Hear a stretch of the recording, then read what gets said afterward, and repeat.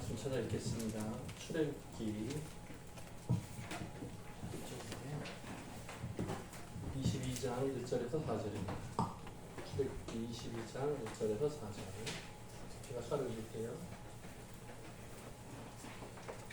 1절 사람이 소나 양을 도둑질하여 잡거나 팔면 그는 소 한 마리에 5마리로 갚고 양 한 마리에 4마리로 갚을지니라.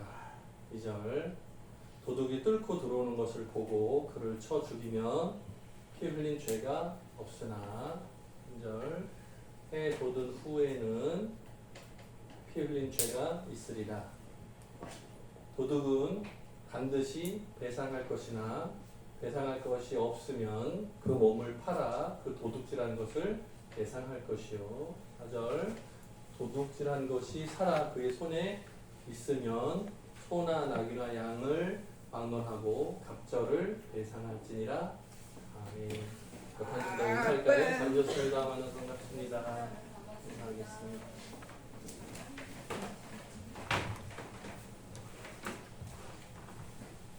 오늘 장로님 기도를 영상으로 하셨잖아요. 그 옆에 권사님이 일본 여자 옷을 입고 놀러 간 것 같죠? 처음 보시는 분은 오해할 것 같은데 병원에 입원하셔서 치료 중이라 오지 못하셨어요. 그러니까 꼭 기도 잘 부탁드려요. 빨리 회복하셔서 다음 주에는 어려우실 것 같고 다음 주 정도면 건강하게 돌아오실 것 같은데 그거는 사람의 생각일 뿐이고 기도해서 하나님께 맡기고 빨리 낫고 돌아오시기를 기도하겠습니다. 감사합니다. 오늘 부활절이니까 네. 오늘 말씀의 제목은 이웃과 나와의 관계라는 제목으로 함께 은혜 나누고자 합니다. 우리가 10계명 계속 살펴보고 있는데요. 지난주에는 5번째 계명 부모를 공경하라 했어요. 기억나세요? 10계명의 1계명부터 4계명까지는 하나님 사랑, 5계명부터 10계명까지는 이웃 사랑이에요. 근데 특별히 지난주에는 이웃 사랑의 첫 번째, 그러니까 5번째죠. 부모를 공경하라 있었어요. 그리고 나서 6번째, 7번째, 8번째라고 한꺼번에 다룰 건데 6번째는 살인하지 말라. 7번째는 간음하지 말라. 간음하지 말라. 네, 8번째는 도둑질하지 말라예요. 이 중에 오늘 함께 읽은 출애굽기 22장 1절에서 4절은 도둑질하지 말라를 중심으로 말씀을 넣었어요. 하지만 원리는 다 똑같아요. 다르지 않아요. 다 똑같은 원리에 포함되어 있어요. 그러니까 설명하는 거 보면서 여러분들이 잘 이해하고 소화하시길 바랍니다. 자, 볼까요? 6번째 계명이에요. 10계명 중에 6번째. 10번째 중에 6번째. 살인하지 말라. 그러니까 사실은 사람의 눈으로 봤을 때는 강한 큰 죄 손으로 돼 있어요. 살인, 간음, 도둑질 순서예요. 그죠? 살인죄가 제일 크니까 이 중에는 이 3개 중에는 살인이 크니까 6번째고 그 다음이고 그 다음이에요. 네.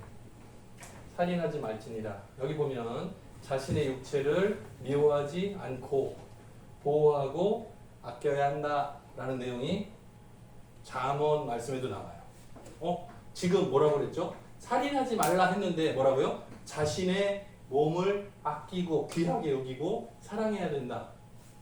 무슨 뜻? 살인하지 말라의 계명에 뭐도 포함? 자살하지 말라도 포함이라는. 네? 내 생명이 누구 거예요? 내 거라고 착각하면 곤란한 거예요. 그러니까 여러분에게 생명을 주신 분은 생명의 근원은 하나님이신 거예요. 그런데 내가 다른 사람이 미워서 죽이는 거 그거 말고 나 스스로의 생명을 끊는 거 자살하는 것도 포함되는 거예요. 살인하지 말라 하는 것은 자살하지 말라 같은 뜻이에요. 다르지 않아요. 사람의 생명이 내 거가 없어요. 여러분들이 숨쉬고 내가 살아있는 것 같고 내 거로 착각하시는데 그거 아니고요. 하나님 거예요. 생명의 근원은 하나님이시기 때문에 모든 생명은 하나님 거예요.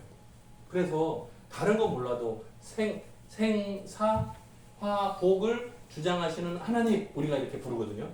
하나님을 수식해서 설명할 때 부를 때 하나님, 은혜의 하나님, 사랑의 하나님 이렇게 말하잖아요.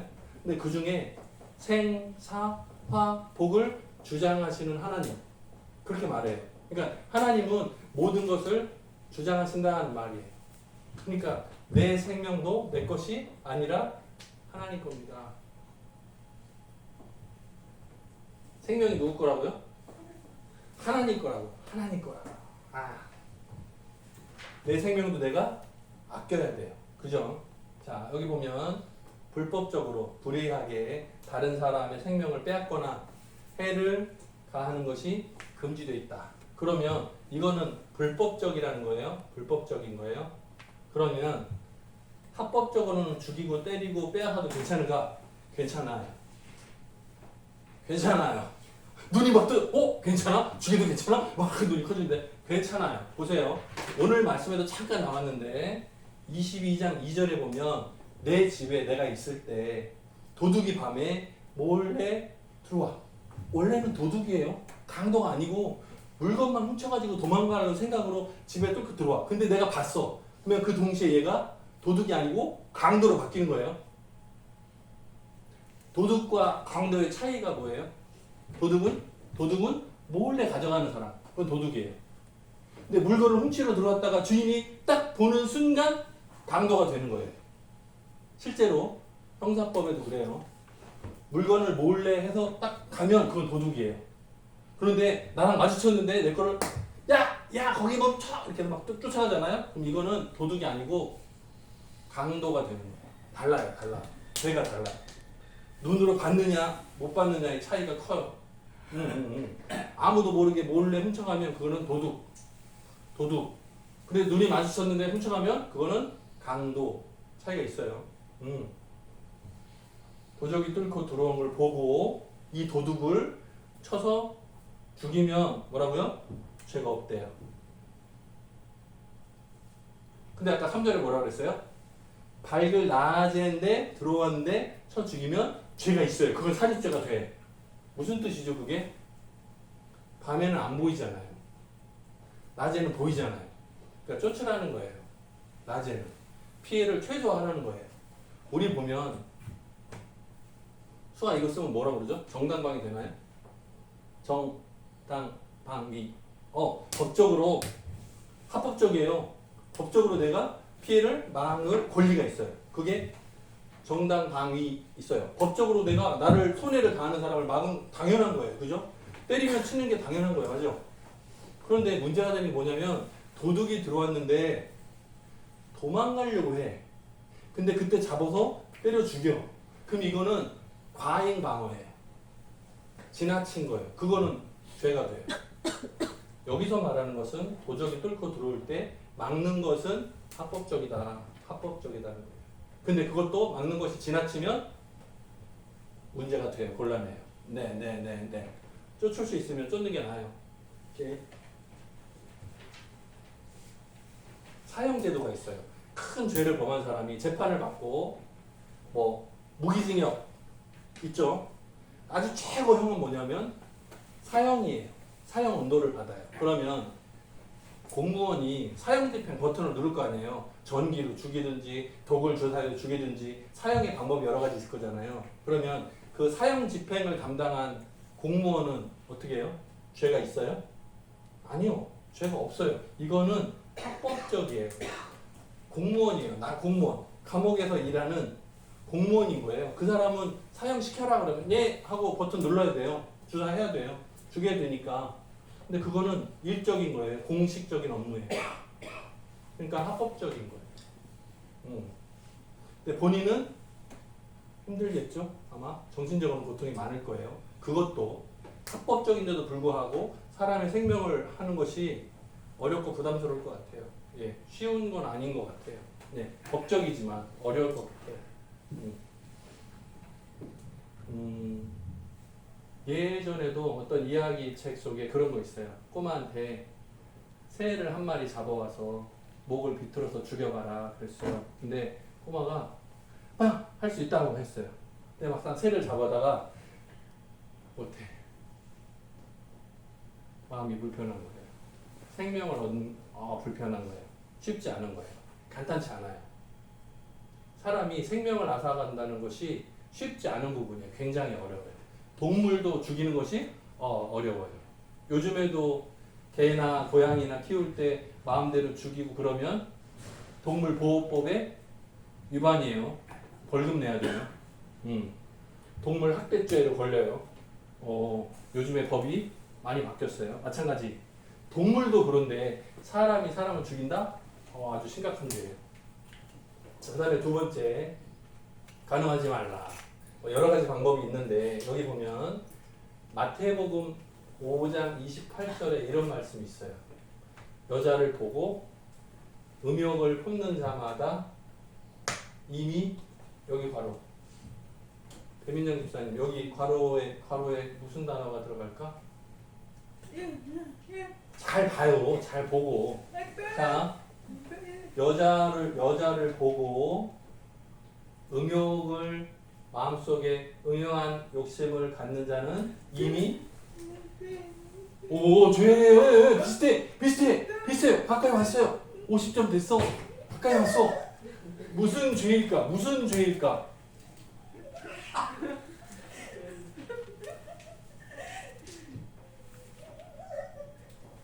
알겠어요? 지금 무슨 거 얘기하고 있어요? 여기 무슨 죄에 대해서 얘기하고 있어요? 눈이 안 좋아요. 지금 무슨 죄를 설명? 첫 번째는 살인하지 말라, 두 번째는 간음하지 말라 얘기하고 있잖아요. 지금. 자, 여자를 보고 마음속에 음욕을 갖는 자는 이미 무슨 죄를 범한 거랑 똑같다. 무슨 죄? 무슨 죄? 죄 이름이 뭐예요?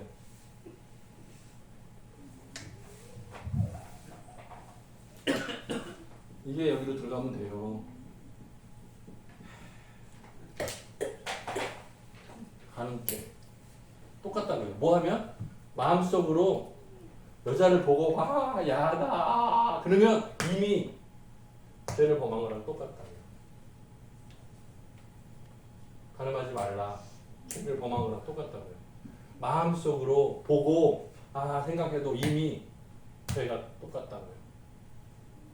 세상의 법원에서 판결하려면 달라. 이거는 하나님 앞에서요. 우리의 마음과 생각까지 다 아시는 분이기 때문에 우리가 마음속으로 죄를 범하고 한 적 없다고 아니에요. 다 아세요. 하나님 다 아세요. 우리의 마음을. 그래서 문제인 거예요. 에베소서 5장 4절에 보면 어리석은 말이나 여기 뭐라고 돼 있어요?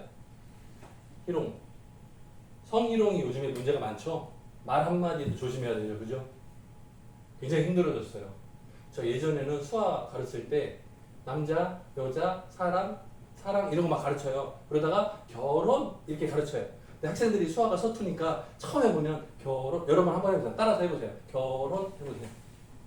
다 잘하잖아요. 우리는 다 잘하잖아요. 익숙하니까. 근데 대부분 수학을 처음 배우는 학생들은 결혼 그러면 결혼 이렇게 해요. 그러면 남자끼리 남자가 결혼하고 여자가 결혼하잖아요. 그러면 웃기잖아요. 그러면 이제 이게 동성애가 되잖아요.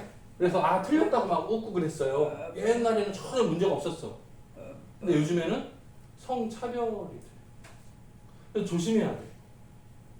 그 틀렸다고 말할 때 조심해야 돼요.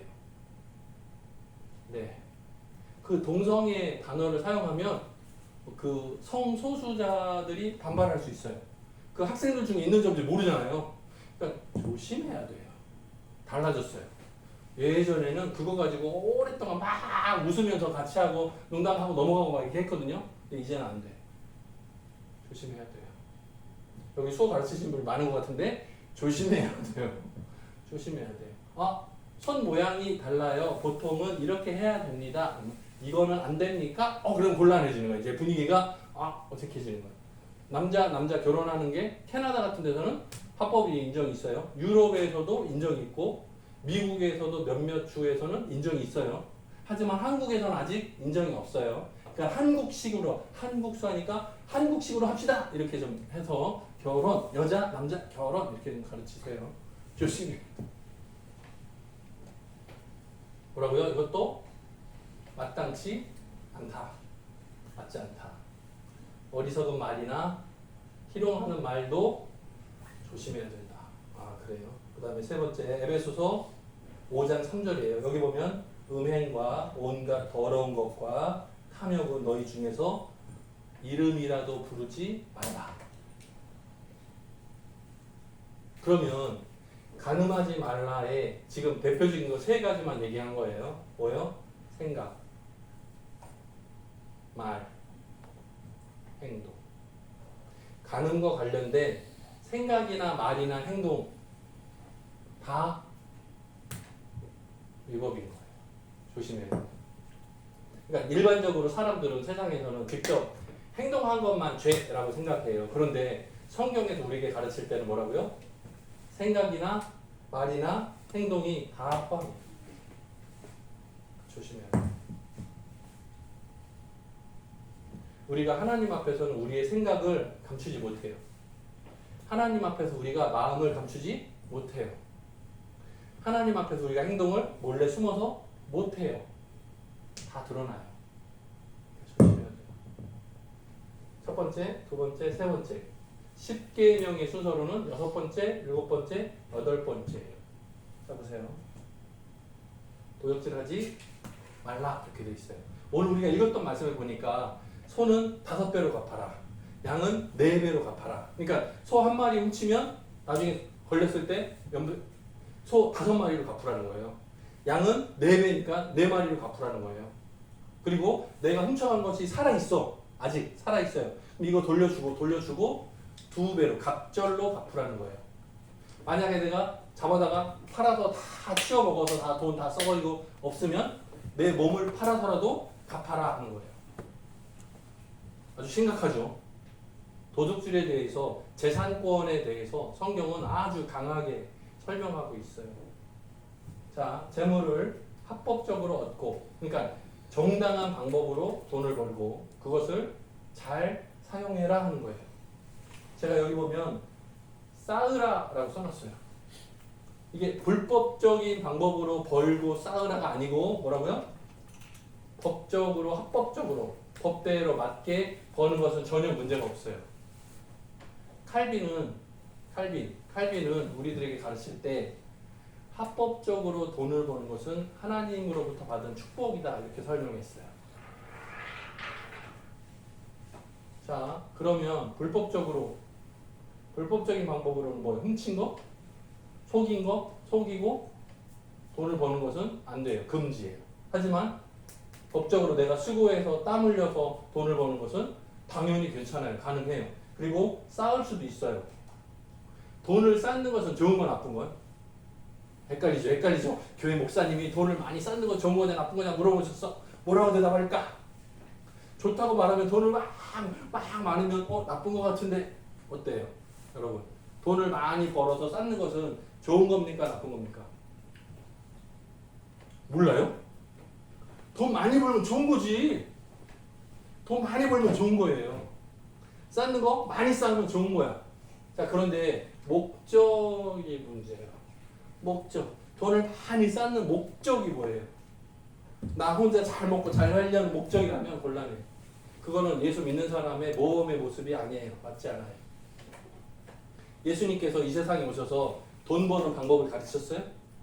아니요. 그런 적 없어요. 오히려 쓰고 빌려주고 베풀어라 이렇게 가르쳐 주셨어요. 가난한 자를 만나면 베풀어줘라 도와줘라 이렇게 가르쳤어요. 그러면 예수 믿는 사람들 우리들은 예수님 본받아서 어떻게 해야 돼요? 돈을 많이 벌어야 돼. 법적으로 합법적으로 돈을 많이 벌어야 돼. 많이 쌓아야 돼요. 그 목적은 뭐예요?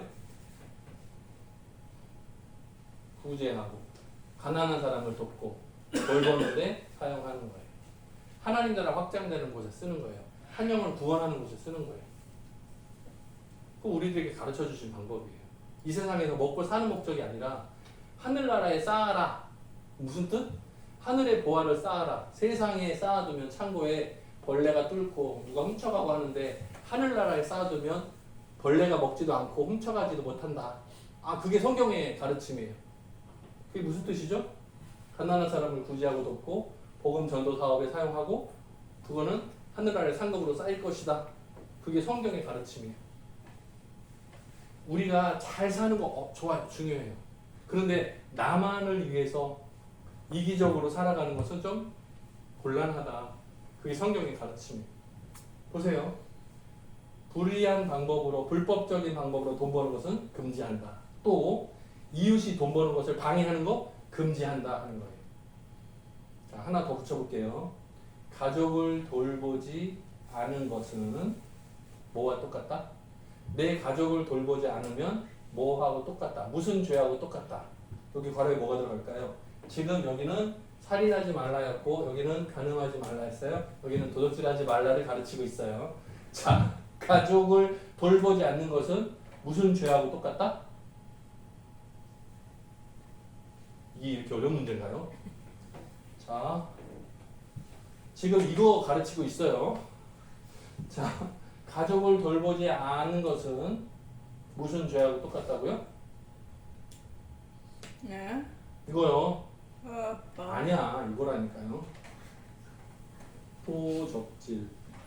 그대로 쓸게요. 자, 가족을 돌보지 않으면 도둑죄하고 똑같다고요. 예를 들어볼게요. 예를 들면 부부가 이혼을 했어요. 아이가 둘 있어. 그러면 엄마가 애 둘을 키워요. 근데 아빠가 돈을 벌어도 양육비를 지급하지 않아. 그럼 뭐랑 똑같다고요? 도둑질하고 똑같다고요. 이게 너무 많죠, 요즘에. 너무 많아요. 이 상담 사례가 너무 많아. 이혼을 해도 핏줄은 끊지 못해요. 자녀들의 양육하는 비용은 지급을 해야 돼요. 이혼을 해도. 여전히 계속. 당연히. 법이에요. 성경에도 똑같아. 가족을 돌보지 않으면 도둑질과 똑같아요. 자, 부모가 자녀들한테 밥을 안 주고 돈을 모아. 야, 니네 많이 먹고 돼지고기, 소고기 많이 먹으면 아빠가 가난해지니까 싫다. 너는 그냥 밥만 먹어라. 아빠는 이거 쌓아두고 나중에 부자 되고 싶다. 뭐라고요? 자녀들한테 먹여야 될 것을 먹이지 않으면 뭐라고요? 도둑질하고 똑같다고요. 아. 부모님을 공경해야 되는데 부모님 공경하는 돈이 아까워. 그래서 막 쌓아요. 부자가 됐어. 뭐예요? 부모님 돈을 훔쳐다가 내가 부자가 된 거랑 똑같다고요. 아, 그 얘기예요. 가족을 돌보지 않으면 도둑질한 죄와 똑같다. 이걸 더 확장시키면 더 재밌어요. 하나님 나라의 사업에 사용해야 될 헌금을 아까워? 도둑질하고는 똑같아. 되게 세게 표현한 거예요, 제가. 여러분 잘 봐봐요. 굉장히 어려워요. 하나님께서 우리들에게 맡겨주신 게 있어요. 시간, 물질, 여러 가지 다 우리들에게 허락해 주셨어요. 근데 그걸 나만을 위해서 내가 개인적인 욕심으로 살면 그건 훔친 거랑 똑같아요.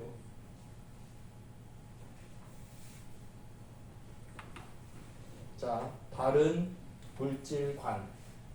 세상에 대해서, 돈에 대해서 다른 생각, 가치관 뭐냐면 모든 만물은 하나님이 창조하셨으므로 내 거가 아니라 뭐라고요?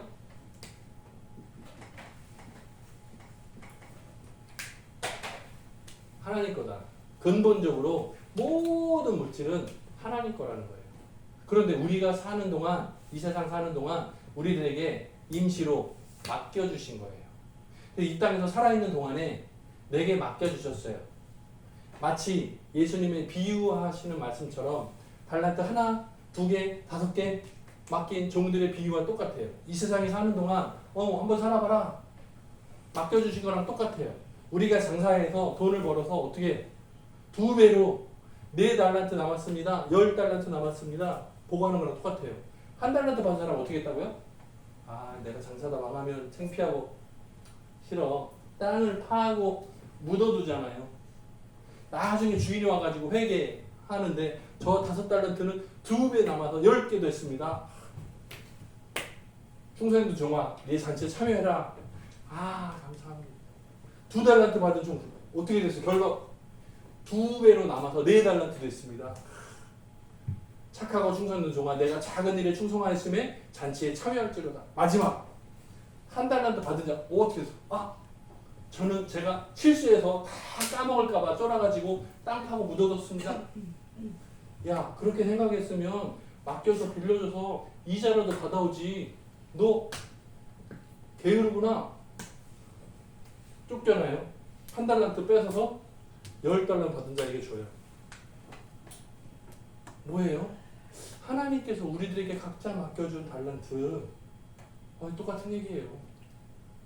내 거? 내 재산? 내 마음대로? 아니, 하나님께서 내게 맡기셨으니까 하나님의 계획에 맞게 잘 사용해야 되죠. 하나님이 기뻐하시는 방법은 뭐예요? 가난한 사람을 구제하고 가족들을 돌보는데 사용하는 거예요. 이 가족이라는 의미를 좀 더 확장하면 하나님 나라의 가족, 형제, 자매, 하나님의 나라, 교회를 위해서 사용하는 거예요. 하나님 보시기 기뻐하시는 거예요. 당연히. 자, 10계명 중에 6번째, 7번째, 8번째를 봤어요. 근데 제가 이거 원리가 다 똑같다 그랬죠. 보세요. 살인하지 말라. 원리는 뭐예요? 이웃을 내 몸과 같이 사랑하라 하는 것이 원리예요. 간음하지 말라. 마찬가지예요. 내 가족처럼 생각하고 살아라 하는 거예요. 물질 마찬가지예요. 내 것처럼 생각하라는 거예요.